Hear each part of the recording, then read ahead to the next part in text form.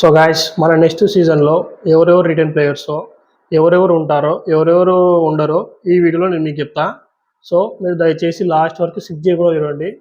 ఎవరైనా కొత్తగా చూసిన వాళ్ళు ఉంటే ఈ వీడియో చూసినాక లాస్ట్కైనా సబ్స్క్రైబ్ చేసుకొని వెళ్ళిపోండి గాయస్. సో లైక్ కూడా కొట్టండి. చూద్దాం రండి ఎవరెవరు ఉన్నారో.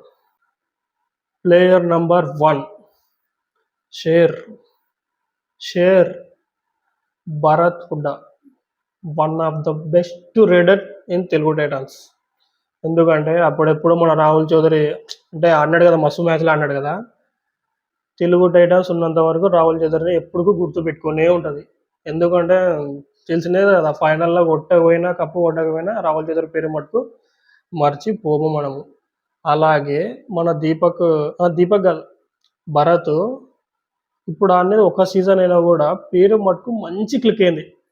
తెలుగు టైటన్స్ భరత్ పర్ఫార్మెన్స్ మటుకు చింపినాడు. పోయిన సీజన్లో యూపీఓ అన్నాడు అంత లేదు, కానీ మన సీజన్లో కొంచెం అన్నాడు, బాగానే అన్నాడు. సో భరత్ని ఖచ్చితంగా రిటైన్ చేసే అవకాశం ఉంది 99%. ఎటువంటి దాంట్లో వదులుకోదు, అసలు ఆప్షన్లో కూడా పెట్టారు భరత్ని. 1 crore లోపల రిటైన్ చేసేసుకుంటుంది. భరత్ని ఎట్లా వదులుకుంటాడు ఆయన సీఈఓ. ఖచ్చితంగా భరత్ మనకి నెక్స్ట్ సీజన్లో కూడా ఉంటాడు. నెక్స్ట్ ఎవరో చూద్దాం. ప్లేయర్ నంబర్ 2 ఫజల్ జవారే. ఈయన ఫస్ట్ ప్లేయరు. అంటే వీళ్ళు ముగ్గురు ఉంటారు మొత్తం కదా. అప్పుడు ఫజల్ జవారిని ఆడిస్తారు, ఇంకొకసారి వేరే వాడిని, ఇంకొకసారి ఆశీష్ నర్వాల్ కానీ ఆడిస్తుంటారు. అట్లా ఈ ప్లేయర్ని కూడా ఎన్వైపి కేటగిరీలో పోన 12 సీజనే రిటైన్ చేసుకున్నారు. సో మనకు ఖచ్చితంగా నెక్స్ట్ సీజన్లో కూడా ఉండే అవకాశం ఉంది ఖచ్చితంగా ఈ ప్లేయర్ కూడా. అంటే ఈ సీజన్లో కొంత ఏమంత లేదు పర్ఫార్మెన్స్. సో నెక్స్ట్ సీజన్లోనే కొంచెం మంచిగా ఆడి మంచిగా క్లిక్ అయ్యి మంచిగా క్లిక్ అయ్యి నెక్స్ట్ సీజన్ అయినా కొంచెం పీక్స్లో ఉంటుందని కోరుకుందాం. నెక్స్ట్ ఎవరు చూద్దాం. Player number 3 Aniket, the best defender in Telugu Titans. ఎందుకంటే బ్యాక్ హోల్లో చింపి పడేస్తాడు. అంటే బ్యాక్ హోల్లో స్పెషలిస్ట్ మనకి ఫజల్ తప్ప ఇంకెవరు కానరారు. అలాంటిది అనికేత్ వర్మ కూడా సేమ్. అంటే ఎట్లుంటుంది అంటే ఇప్పుడు మనోడు పడితే ఒక 4 బ్యాక్ బోల్ పడితే ఖచ్చితంగా దానిలో 2 సక్సెస్ చేసుకుంటాడు. అలాంటి డిఫరెంట్ అనమాట. అనికేత్ వర్మను కూడా రిటైన్గా 100% మన దాంట్లో ఉంటాడు. ఇది ఖచ్చితంగా అనికేత్ మటుకు వదులుకోదు మన తెలుగు టైటన్స్. సో అనికేత్ కూడా నాకు తెలిసి ఉండే అవకాశం నెక్స్ట్ సీజన్ పక్కా రిటైన్ చేసుకుంటారు, వీళ్ళని వదులుకోరు. నెక్స్ట్ చూద్దాం.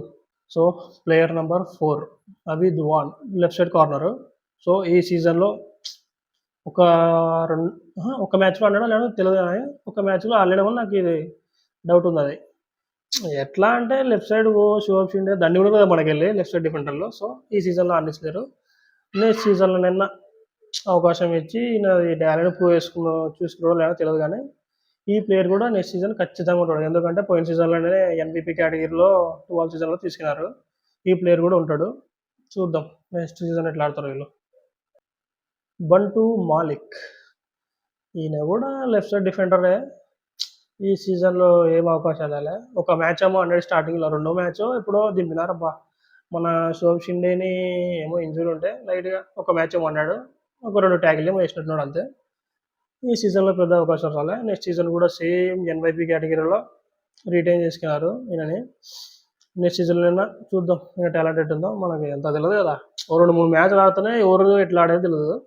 అలాంటిది నెక్స్ట్ సీజన్లో ఎట్లా ఆడతాడో చూద్దాం. ఈ ప్లేయర్ కూడా పక్కా రిటైన్ ఉంటాడు మనకు నెక్స్ట్ సీజన్లో.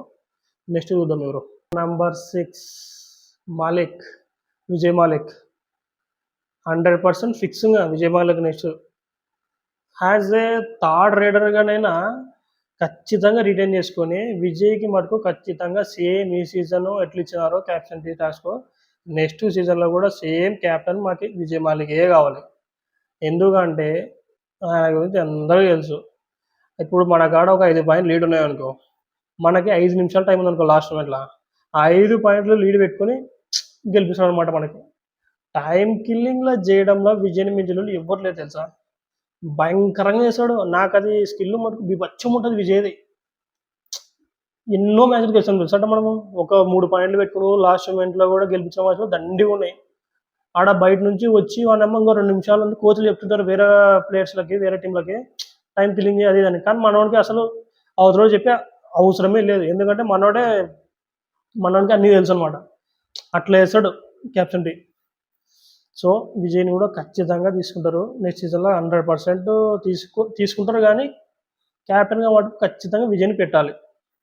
వేరే వాడిని వచ్చినా కూడా క్యాప్టెన్ మటుకు విజయ్ మటుకు బెస్ట్ ఇస్తున్నాడబ్బా! ఈ సీజన్‌లో కూడా చూసినాము మనమ్మ ఈ సీజన్‌లో మనకి సెమీఫైనల్ వరకు వచ్చినదంటే one of the main lead వచ్చేసి మన విజయ్ మాలిక్ వల్లనే తెలుసా?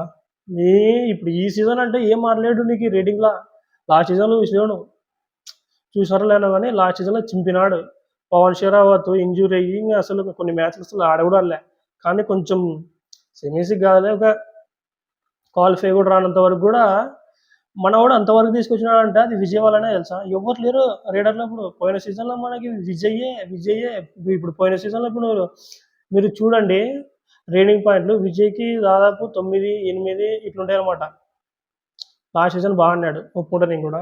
ఈ సీజన్‌లో మటుకు కొంచెం మంచి తగ్గిపోయినాడు. తగ్గిపోయేది ఏం లేదు. భరత్ వెనకలో చూసుకుంటాడు ముందుండి. మనోడు వెనకలో ఎప్పుడైనా అవసరం ఉన్నప్పుడు ఒక్కటి ఆడతాడు. అది కూడా అవసరానికే ఆడతాడులే. కరెక్ట్‌గా తీసుకొస్తాడు. మనకు కూడా కావాల్సినప్పుడే తీసుకొస్తాడు. ఇప్పుడు 50 పాయింట్లు పడితే ఆ పాయింట్ల వరకు తీసుకురాడు. సో, విజయ్‌ని మటుకు అస్సలు వదులుకోదు రిటర్న్‌గా. ఖచ్చితంగా తీసుకుంటుంది విజయ్‌ని. నెక్స్ట్ చూద్దాం. సో, నెక్స్ట్ ప్లేయర్ వచ్చేసి ఆశిష్ నర్వాల్. సీజన్ 11 కాడ్నుంచి వాడినేమో బయటనే కూర్చోబెడుతున్నారురా నాయన. ఓరి అమ్మ వాడు మంచి ప్లేయర్‌రా నాయన. లేదు తీసుకొస్తున్నారు అని కూర్చోబెడుతున్నారు రిటర్న్‌గా. ఎంత మంచి ప్లేయర్ అంటే అంత మంచి ప్లేయర్. సీజన్ 11 చూసిన వాళ్ళకి అర్థమవుతుంది Ashish Narwal. Do or die రైడర్‌లో స్పెషలిటీ చేస్తా అట్లీట్ ఆడాడు. మంచి క్లిక్ అవుతుంది తెలుసా ఈ సీజన్‌లో ఆడిపించుంటే కంటిన్యూస్‌గా కొంచెం మోటివేట్ చేసి కంటిన్యూగా ఆడిచ్చిన వాడికి మంచి క్లిక్ అవుతుండే. మన దీనిలో ఉన్నాడు కదా వాడు పున్నేరి పంటల దాంట్లో ఆశిష్ షిండే వాడు సేమ్ ఇంతే ఓన్లీ డూ ఆర్ డైకి పంపిస్తుంటే కానీ ఈ సీజన్ ఎట్లా క్లిక్ జుమ్మని వెళ్ళిపోయా మంచి. అట్లా ఈ ఆశిష్ వాడికంటే కొంచెం బాగుండనేది నాది. సో, ఆశిష్ నర్వాల్ కూడా నెక్స్ట్ సీజన్ కంపల్సరీ ఉంటాడు. రిటైన్‌గా తీసుకెళ్ళాలి ఆడేది ఎన్‌వీపీ కేటగిరీలో. నెక్స్ట్ చూద్దాం. సో, నెక్స్ట్ ప్లేయర్ వచ్చేసి శంకర్ దయ్య. ఈ డిఫెండర్ గురించి నేను చెప్పే అవసరమే లేదు. ఎందుకంటే మొన్న సెమీఫైనల్స్‌లో చూసినారు. ఇట్లా పట్టుకొని ఇటు జర గుంజుకొని పోతాడు వాడిని. సో, ఈ ఈ ట్యాకిల్‌కి బెస్ట్ ట్యాకిల్ కానీ మొన్న మనీ రిఫర్ కూడా వచ్చింది. ఎంతనో 8 లక్షలు ఎంతనో ఇచ్చినారు బెస్ట్ ట్యాకిల్ అని. సో, ఈ ప్లేయర్ కూడా నెక్స్ట్ సీజన్‌లో ఉంటాడు రిటైన్‌గా. ఎందుకంటే 11th సీజన్‌లోనే ఎన్‌వైపీ కేటగిరీలోనే తీసుకున్నాడు ఈ ప్లేయర్‌ని కూడా. ఇది ఏంటంటే ఈ సీజన్‌లో ఎక్కువ అందించలేరు. ఇంకా బయట కూర్చోబెడుతున్నారు. ఎవరైనా సబ్స్టిట్యూట్‌గా ఎప్పుడైనా బాగా ఆడకుంటే మళ్ళీ తీసుకొస్తారు. మళ్ళీ ఓ 2 మ్యాచ్‌లు ఆడేస్తారు. మళ్ళీ కూర్చోబెడుతున్నారు. ఈ సీజన్ అంతా ఏం లేదు. సో, నెక్స్ట్ సీజన్ అయినా కొంచెం కంటిన్యూ పెట్టి మంచిగా క్లిక్ కావాలి ఈ డిఫెండర్ కూడా. మంచిగానే వాడుతాడు కానీ వాడుకుంటలేరు ఈ డిఫెండర్ కూడా. సో, నెక్స్ట్ సీజన్ అయినా ఈ డిఫెండర్ని కొంచెం మంచిగా వాడుకుంటే మంచిగా అవుతాడు. ఈ ప్లేయర్ కూడా ఉంటాడు. రిటైన్ ప్లేయర్స్ వీళ్ళే.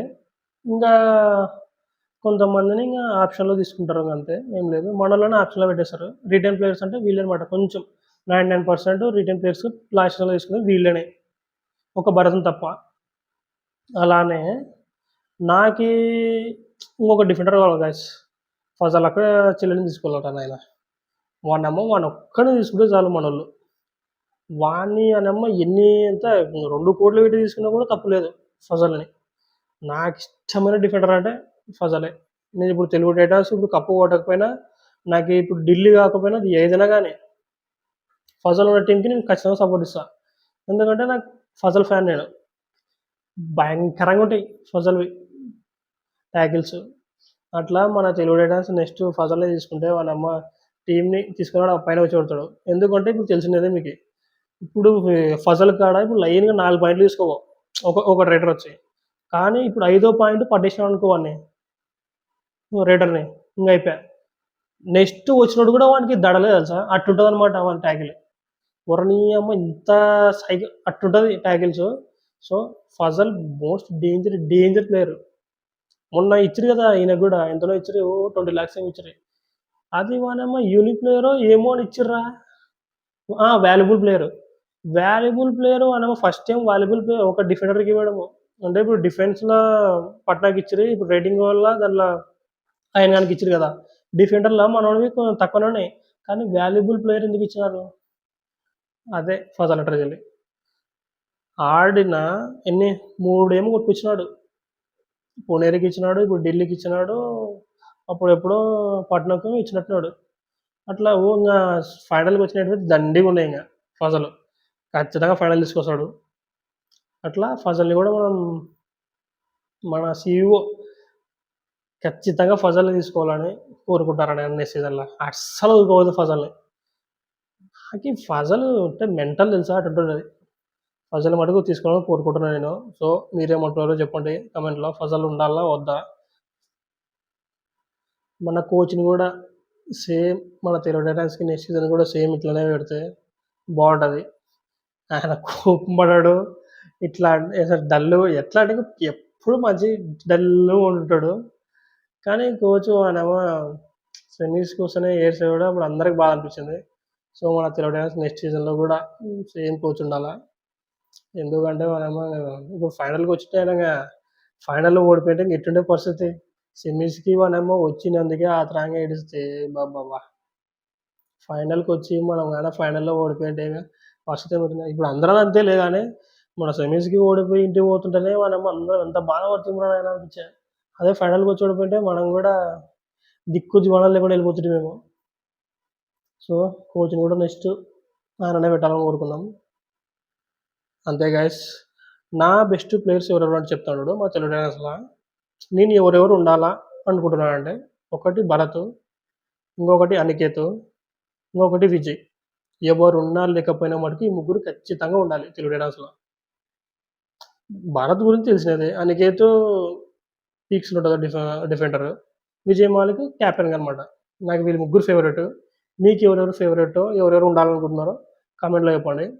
అంతే గైస్. పోయే ముందర లైక్ చేయండి గైస్. ఎవరైనా కొత్తగా చూసిన వాళ్ళుంటే సబ్స్క్రైబ్ చేసుకోండి గైస్. బాయ్.